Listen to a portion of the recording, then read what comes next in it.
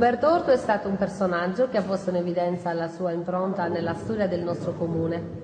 Era un artista, precisamente un pittore e scultore, anche se per questo ultimo tipo di attività era poco conosciuto. La sua tecnica preferita era quella dell'abbinamento dei colori e con questo esprimeva il suo momentaneo stato d'animo che si ben evidenziava nelle sue opere. Comunque egli preferiva colori vivaci che riusciva con grande maestria ad amalgamare. Uno dei suoi colori preferiti era sicuramente il giallo. Amava molto dipingere i fiori, famosi sono i suoi girasoli e le cale.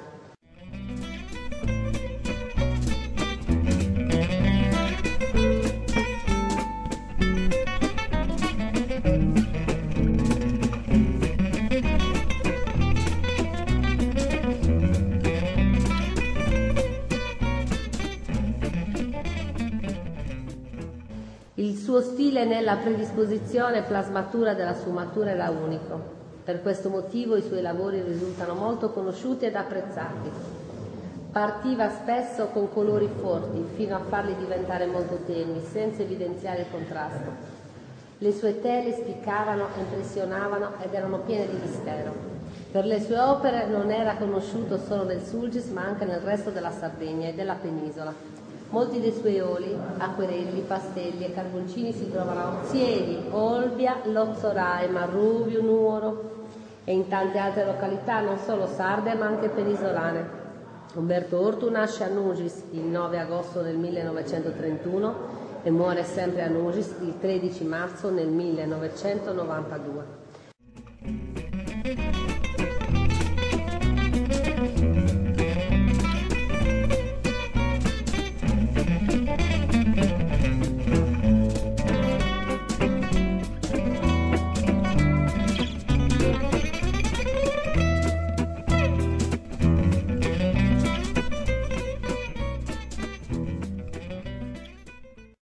Dopo una vita abbastanza movimentata, girovagando l'Italia, ma soprattutto la Sardegna, ritornò definitivamente a Nugis nei primi anni '80. Uomo di eccezionale cultura, amava la musica e i classici che spesso lo ispiravano per la sua produzione artistica. Si ricorda il Mefisto Walzer, opera di Franz Liszt. Grazie alla sua attività e alla sua cultura è diventato, per chi lo conosceva bene, una vera e propria icona.